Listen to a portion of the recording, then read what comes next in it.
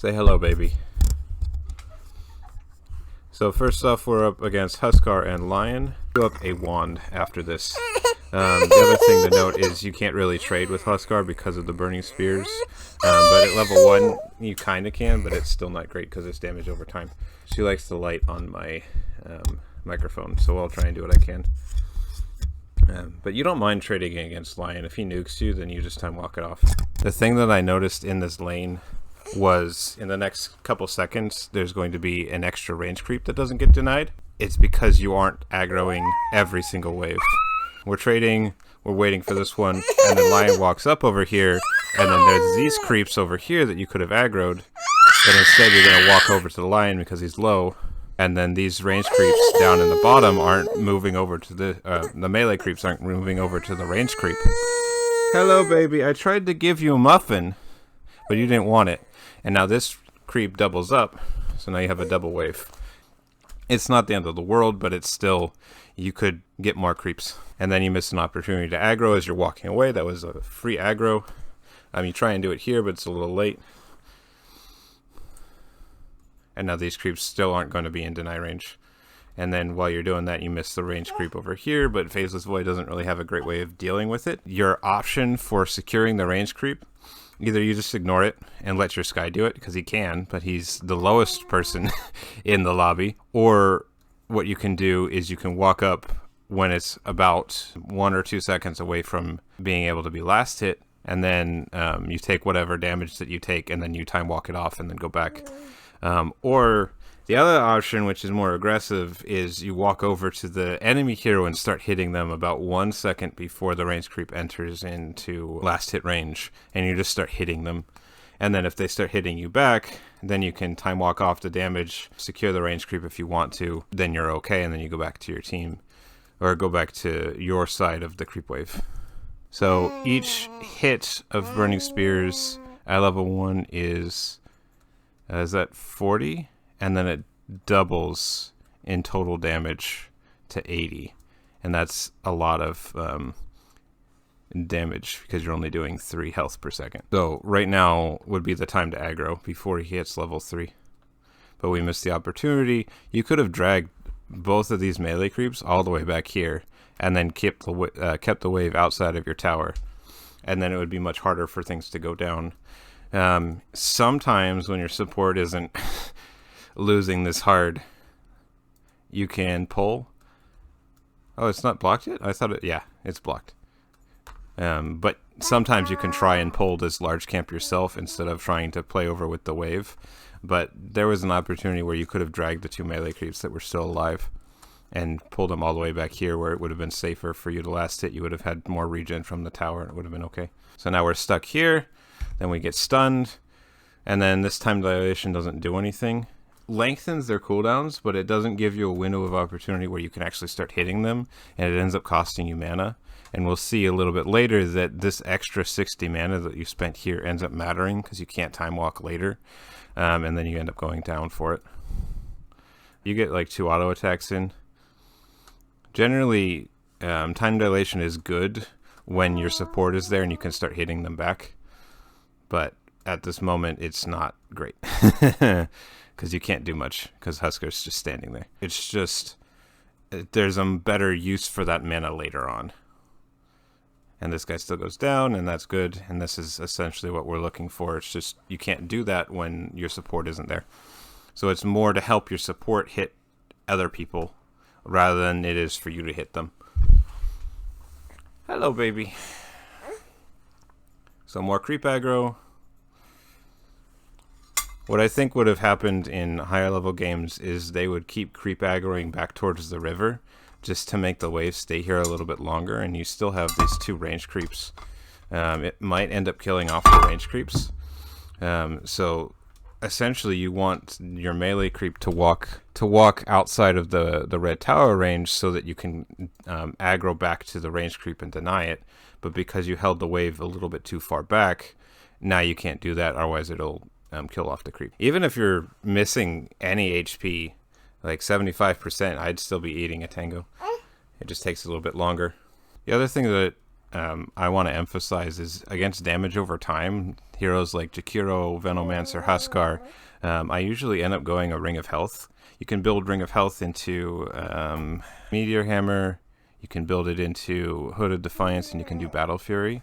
I know you have an Anti-Mage, but Battle Fury in games where you don't feel like you can kill people in Chrono is actually better, because it gives you mana for Time Walk, it gives you mana for time dilation, so you can tank a little bit of damage and then time dilate and then back off, and then you can do this more frequently. Against their team, you're not going to be really tanky because they have this silence, they have multiple hard disables, and then they have the dismember that gets you kind of stuck. And then they also have this damage over time that doesn't really work with your time walk. I don't recommend going a tankier build this game, even though you're set up for an offlane. I feel like there's no way that you can tank all of their initiation because you don't have any saves, really. Maybe you've got the Warlock, but it's not a great save. Tanky would be good, and having enough HP to survive a little bit inside of the fight, but you're not tanky enough to survive all of their initiation. And then on top of that, they have 1, 2, 3, 4 ranged heroes, and then they have the Pudge who can pull people out of Chrono, pull you out of Chrono, you down during BKB. It's not going to be a good Chrono game because you have to get all 5 of them in it, and you don't have anyone on your team that can tank, like a Bristleback or a Timbersaw that can just make everybody kind of cluster around the same person. Not going to be a great opportunity for you to go just straight damage and then maybe a BKB refresher and then kill everyone in Chrono until you're 25 talent where you get 100 chronosphere AoE, and even that may not be enough sometimes because of the silencer silencing you through BKB. So the only other build that I would recommend is going for something that relies around Ags plus Shard, and then you just build damage and then poke at them. And the only one that's probably, like, you might not be able to kill Pudge, you might not be able to kill Huskar, but any of these other heroes, you can 1 or 2 shot them. And you get to do that every 2 or 3 seconds, whether or not your team is there for vision. The only thing that you might have to worry about is Silencer silencing you before you time walk. I just kind of think about playing it that way. And you'd play kind of the way that Ember does when he builds for physical damage, playing around the Sleight of Fist. Even though you have an Ember who might end up going that build, I think it's worth considering.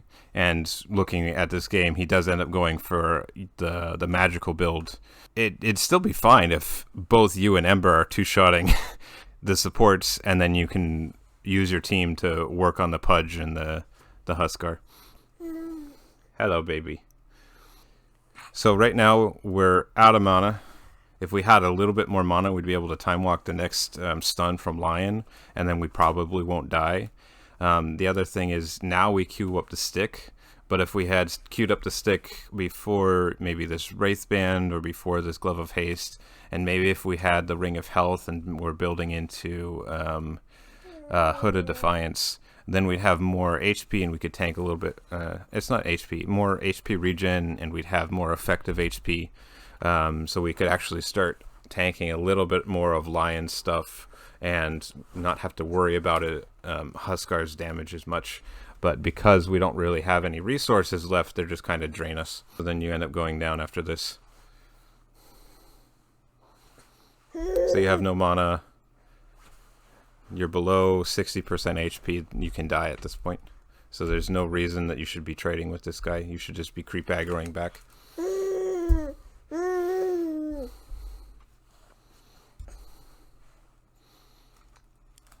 Like right here, you could creep aggro, but you walk up instead. And then you die to the Burning Spears. Yeah.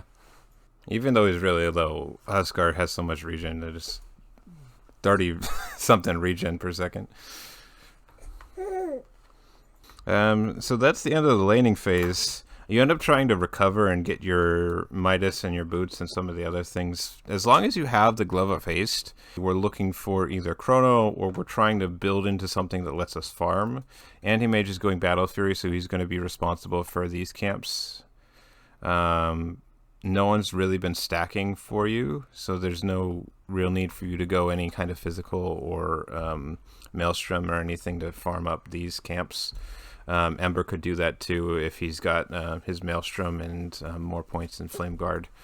So the only other sources of farm on the map are going to be these enemy camps, but in order to do that you have to take this tower, and no one on your team except maybe Warlock's golems can help you take that tower. You've got a cart coming, but we're not winning the lane enough to take advantage of this cart. And then killing heroes, but you're not really a hero killing machine, and your Sky and Ember Spirit can kind of take care of that for you. So I feel like in the farming phase after such a bad lane, the next thing would be to go for a Meteor Hammer and start pushing towers while our don't poke me in the face with a fork, please. While our Sky and our Ember Spirit start looking for kills. Anti-Mage is going to be trying to transition to farm, and he'd like an open lane, so we need to kind of make some space. And Chrono's not going to be strong enough to do that. You want this baby or you want the iPad? You want the baby? No. You want the iPad. I'm not going to turn it on for you. There you go. Ah! How'd you turn it on? At this point, Warlock TP's bottom, your Sky starts rotating and grouping with your Ember. This is normal. AM has retreated to the jungle. He's got a Wraithband Ring of Health, so he's not like flash farming by any means, but he's still able to do stuff. There's not a lot you can really do. Playing aggressive right now when you don't have Chrono and they are just kind of able to kill you, this is wasting a lot of your HP resource. The other thing that I noticed, you have 2 points in time lock. Okay, we're putting the iPad away. Thank you. You have 2 points in time lock, but you're not really able to hit them. So I would prefer you to have an extra point in time walk instead, so that you can keep going up to this creep wave without having to wait 24 seconds. And level 1, it's 24. Level 2, it's 18. 6-second difference. And at this next time when you go down, there was less than 6 seconds left on time walk, and you hadn't died. 5 seconds, 4 seconds. You probably still would have died,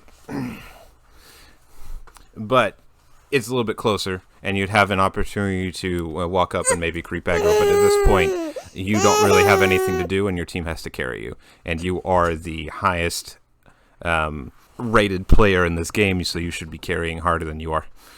So then you end up going TPing bot to try and kill Pudge before he gets level 6. Sky doesn't have his ultimate, so you're just kind of throwing stuff at the fan and hoping that it works.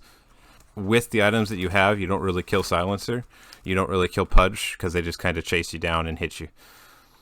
It ends up kind of working, because Silencer steps up thinking he can kill your Skywrath. And then Sky goes down, and then Silencer goes down. At this point, you have so little HP that anybody sneezes at you, you die. So you don't have a TP scroll. You just kind of have to sit in trees and soak XP. You can't do anything. And then you end up dying to Pudge. It's better just to soak XP here and let your natural regen go. If you had a hood, you'd have a little bit more regen. If you had the Perseverance for a Battle Fury or a Perseverance for a Meteor Hammer, you'd have more regen to go. If you'd have a Mask of Madness by this point, you could start maybe jungling, even though it kind of saps the farm from your anti-mage. It'd be better than just dying like that. This is what I was looking at before. You burned Chrono, but Pudge hadn't ulted yet, and nobody was low enough that you could actually kill them by hitting them. It doesn't save you from anything. It's set up for Sky's ultimate, and he doesn't have ult yet. So I have a series of rules for Chrono, and it makes knowing when you're supposed to skill Chrono. I would have still skilled it because they have a Pudge, but it's still kind of awkward. Because Sky doesn't exactly need you to set up his ultimate until unless he doesn't have Atos and he's going it. Sky's ultimate doesn't really kill Pudge because of Flesh Heap, so it would be mostly to kill Huskar or some of these other heroes. the rules for Chrono. Number 1 is to kill steal. So if you are in the early game, you don't really farm very fast, even if you have a Maelstrom or a Mask of Madness. So if somebody's low, you just go in, you Chrono, and make sure that your allies can't kill them, and you get credit for the kill. The other thing is you can use it to set up AoE nukes. Sky can be a hero that you set up an AoE nuke for in the early game. If he goes Atos, then you don't really need to do anything with him anymore. Jakiro is a good one. Snapfire, she's on your team. Eventually, if you're playing with an Invoker, they get Cataclysm, probably. Big AoE spells that have a long cast point, long active time on the ground, and don't lock people into them, that do more damage the longer that they are there, are good spells. Warlock doesn't really need you to do anything, because he just gets the Fatal Bonds off, and then the Golem drops, but it doesn't really do a lot of damage, because it can't move in the Chrono. The other one that I like to think of is Lich's ultimate, whatever that is. Sometimes Crystal Nova works, or not Crystal Nova, Freezing Field, but it's kind of hard to set up because it cancels CM. It's also hard to do it with Witch Doctor because the cast range of it is kind of bad. So sometimes it works, sometimes it doesn't. Thank you, baby. And the reason I would have skilled it is because they have a Pudge, and you can just use it to cancel his ultimate. Chronos in the early game aren't really great unless you have a synergy. And even then, it's usually only kill 1 or 2 people. So if you're just using it to stop Pudge from killing somebody that's on your side, you can actually turn the fight with time dilation after. It might help you kill Huskar, but you probably don't have enough damage to do it. Maybe Sky can do it if Huskar is locked down, but by the time Sky's spells come off cooldown, so he gets 1 round of spells on the Huskar without his ultimate. Okay, baby, you're going back into bed. Thank you. Thank you for your help. Very helpful. Okay, we have returned. Baby is now relaxed. So back to the rules for Chrono. Number 1, kill steal. Number 2 is set up big AoE ultimates, kind of like Snapfire. Number 3, cancel channel spells, kind of like against the Pudge. Number 4, you can use it to waste enemy spell immunity, like Juggernaut, Lifestealer. If they have BKB, then you can waste maybe not all of it, but most of it. And then number 5 is if you have enough damage to actually solo kill somebody. Sometimes when you have a Mask of Madness and maybe some sort of other damage item, then you can solo kill their carry, or like a support or something. Maybe to set up your Skywrath, but he's still level 5, so you could wait until he gets the tome and then you could go for it. But against Pudge, again, he's got Flesh Heap. He actually hasn't skilled Flesh Heap, so he's a noob too. So here we have Chrono. We kill this guy, maybe. You don't really kill people with Warlock. But Sky ends up TPing in, and then it works. Pudge almost saves him, so it ended up working out, I guess. Sky has his ultimate in 3 seconds, so if you had waited 3 seconds, maybe you might have been able to get it easier. And then we see 2 heroes that we probably don't do anything to help kill because we use Chrono. Time dilation maybe helps you kill the Pudge if your team survives, but Warlock's not tanky, Sky can't tank for you, so at this point, you just kind of back off. And then we see Silencer, so we need to leave. Even though Ember's here, we just need to leave. 3 seconds on time dilation. If you're not going to leave, you need to move back behind Ember. Not walk into the middle of them and die. So they're all here, and there's camps to farm. Camps everywhere. You don't have... There's also an open lane, so you could TP over here. How many TPs do they have? This guy's got a TP, so he could follow you. He's got one. He's got one. So they could all follow you. But you could TP and clear this and then join back with your team. Make them waste a bunch of time. But you burned everything, and they didn't...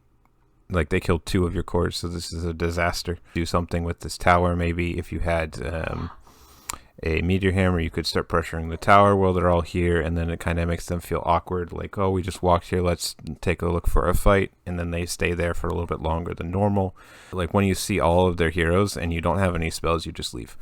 So now we have a Glove of Haste, and we're saving for a Midas. It's too late for a Midas. You need to start doing other things on the map rather than just farming. The reason you go Midas is to get to your level 20 talent, so that you actually have damage in Chrono when you get your BKB. But normally you go for it before the map closes down on you this much, so that you actually are getting the experience. And it also gives you a neutral item if you use it on a creep and there are neutral items available. So you could even go it before you finish treads, so that you can get a neutral item at like 7 or 8 minutes. So this is another bad Chrono. Pudge ults him. Does he ult? Yeah, Pudge hasn't even ulted yet, and you use Chrono. And you don't have enough damage to kill anybody, so there's no point in using Chrono. The note that I wrote down is you've had so many bad Chronos in a row that they're just ignoring the fact that you have Chrono. So it'd be like if you didn't even skill it. It's that bad. But if you get one good Chrono off in a game by following these rules, then the enemy team can't just walk up a high ground and start fighting. So we end up walking up to farm this. Snap tries to kill you by herself. Bloop, bloop, bloop. And then you go up and hit her. Sky ends up trying to help you. And then you die to Lion.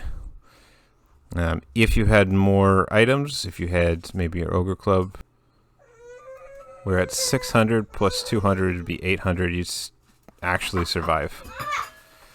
Plus you have the wand. It'd be really close. So now we're moving into the expansion phase, and because of your item build, you can't contribute anything to increasing your team's map control except having Chrono. And Chrono isn't really great for small skirmishes because it's a long cooldown. It doesn't really give you any damage, and it kind of interrupts your team. Plus, it's not an instant disable, so it's more if the enemy has some way of cleansing spells, of forcing them to stick around, but then it gives the enemy team time to TP in and actually take a team fight, and then Chrono's on cooldown, so it's kind of awkward. But even there aren't any items against this team where you could tank their entire initiation and still walk away, especially because of that global. So the items that I'm thinking of that help you contribute to your team's like map control are Meteor Hammer, like I talked about before, because it lets you push towers, and then you'd have these towers open. This one doesn't really matter too much, but you'd have more space along the river to farm. You would have the ability to clear some stacked camps if your team made stacks for you to accelerate a little bit. It doesn't really do anything in team fights, but it would help you kind of set up a stun for after Chrono, because you don't really have damage in Chrono to kill anybody. You could also go Hero Defiance and Sange, but not necessarily this game. You're unstunned and then you just time walk off all the damage. And then one of the other items you can go is a Lotus Orb that does help you dispel your Ember if he gets globaled, and then it saves him from having to finish his Yules. You can go the Maelstrom early if you were going for the Lotus Orb. That would be something that you could communicate directly to him and be like, hey, you don't need to go Yules, I will get a dispel for you. It would help some of your other counter-initiating teammates with damage to ult after global gets used, and even cancel the Pudge ult without having you to use Chrono. So if you don't have Chrono, you could actually still contribute to a fight as long as Warlock has Golem, or your Sky is there, because Sky can silence and cancel Pudge ultimate. It helps save your anti-mage, it would help save your Ember before they get their more expensive dispel item like the Manta. Yules is still pretty cheap, but you can't use it on allies until you get it more expensive. So I feel like one of those three items, and this game it feels like going Lotus earlier after this Midas would be helpful, but you kind of need the BKB to do something. It's just you can't do anything in this expansion phase because you're underfarmed and you need to kind of go for this BKB. Otherwise, you're going to not even be able to contribute in late game team fights. Huskar ends up going down this great, but then you don't have any way of escaping the Pudge. This was a really awkward death, I feel like. Because it looked like you just time walked a really short distance. Yeah. One of the things you can do if you're near a cliff is time walk down the cliff rather than towards your base, and that would be actually closer to the fight, and you can start helping, maybe hit the silencer, hit the Huskar, or do something like that. But instead, the Pudge is just able to walk at you and chase you down. And for some reason, it looked like a really short time walk, but it could just be because that's the distance of time walk. Oh, okay. Oh, that's because he bought back. Yeah, okay. So that went a lot better than it had any right to go. So they're pushing top, take the outpost, you end up trading towers, and I think AM just ends up dying under their tower. This is a mistake right now. We have Chrono, their initiation is here, and we can actually save our teammates. Probably. We have BKB, right? Yeah. This is a mistake. Okay, Pudge initiation. We wait for their follow-up, and then we Chrono. You could have BKB'd. You don't need to fight them. You just need to make sure that AM doesn't die. Because he's not going to have buyback, right? Yeah, he doesn't have buyback. So we're mostly just waiting for AM to come back. This is a weird... You don't have enough damage to kill Huskar. Oh! That's funny. And then you Chrono again, but not enough damage. End up BKBing after just to kill a support. This guy ends up buying back. And we still end up dying, and Lion escapes with his life. So the fight is really awkward because you're going in first, and there's no one who's low. You're not wasting anyone's BKB. You're not setting up for anything. You're just going in and hitting people, and you can do that without needing to drop Chrono. But it's a 20-second cooldown. So kind of it works, but at the same time you're spending 140-second cooldown for a 20-second cooldown, and this guy still died anyway.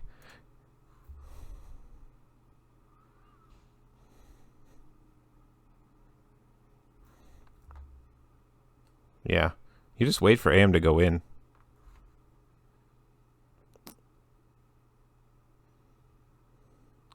Take the invis, and then we walk up a high ground. So invis, especially in late game, is not an invitation to walk up high grounds. The only reason you would walk up a high ground is if you're smoked, or you have your whole team kind of behind you. So if you tank this initiation, they can go on the Lion, but nobody's here. You're by yourself. You don't have Chrono. You're not going to get anything done with this invis, and now you end up dying. Oh no, not the refresher, Warlock. Everyone is dead. It's just a snap. That's not too bad. Like, it's bad because your entire team died, but you turned to kill. Did he die back? No. That just doesn't... Why is she trying to kill you? Oh, she's bad. Okay. Nice double.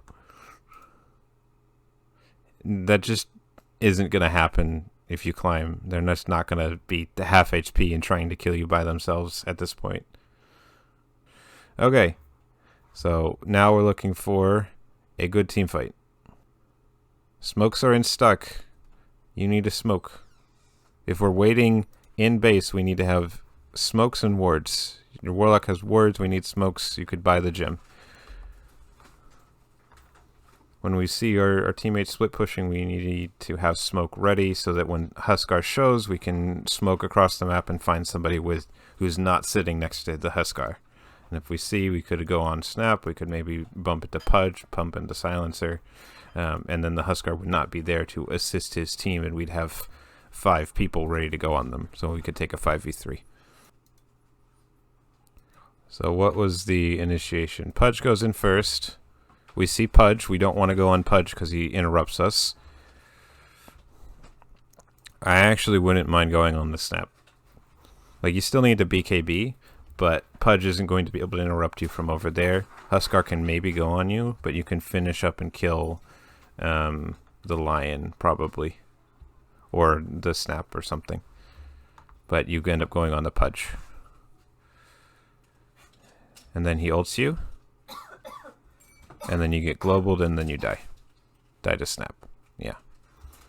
You either wait for AM or this guy to do something, or you look for the people that you can kill with just a BKB instead of a chrono. Don't have enough damage to kill Huskar or Pudge. How much healing do they have? He's only got 27 stacks. If he gets a heart, it's impossible. He's building Shivas first. I still feel like you might be able to kill him with some magic. Oh no, he's got too much magic resistance. Yeah, you can't kill Pudge, and at least 130 healing on Huskar, and you don't have more than 130. You got almost the same amount of damage as Huskar has healing, so you could tickle him, but at this point the game is over. So hopefully you've learned something. I skipped so many frames, but like, even I make these mistakes, and just having a game plan and understanding of when you're supposed to wait is enough to help you tip the balance of these kind of games, because it feels like this game would have been winnable. It's just really awkward because you have 3 heroes that do basically the same thing. If you have any questions, you can post it in the comments, and you can also send me additional replays and we can go over them too. Good luck.